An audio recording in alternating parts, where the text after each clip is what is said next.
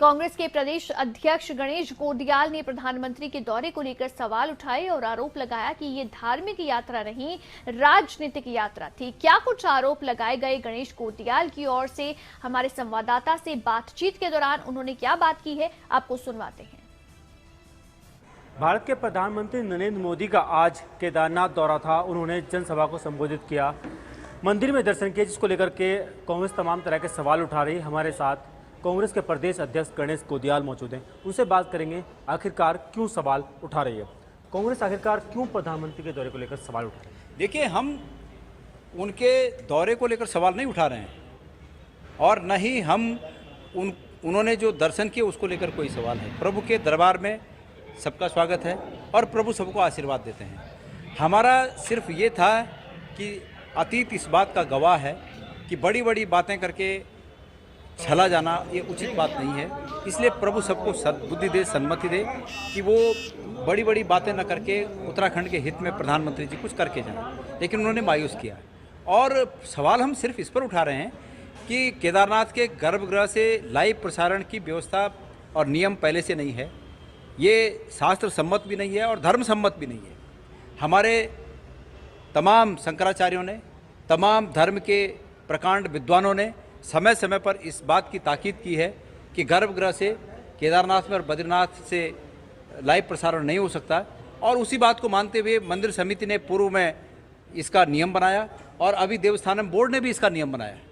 लेकिन प्रधानमंत्री जी एक धर्म परायण व्यक्ति के रूप में दर्शन करने के लिए वहाँ आते तो ठीक था, लेकिन साथ में जो अंदर तक गर्भगृह तक कैमरे लेकर कैमरे के सामने पूजा कर रहे हैं, मैं समझता हूँ कि इस पर किसी भी धर्म परायण व्यक्ति को शंका अवश्य होगी कि ये उनकी धार्मिक यात्रा थी या उनकी राजनीतिक यात्रा थी।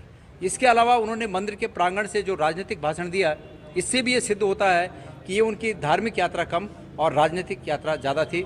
मैंने प्रभु से याचना की है, प्रार्थना की है, हम सब कांग्रेसियों ने प्रार्थना की है कि प्रभु, हम इंसानों से अगर ऐसी कुछ भूल हो जाए तो 2013 जैसी पुनरावृत्ति न करना, हम आपसे दया की भीख मांगते हैं। इसलिए आज हमने तमाम मंदिरों में जलाभिषेक किया और प्रभु की याचना की।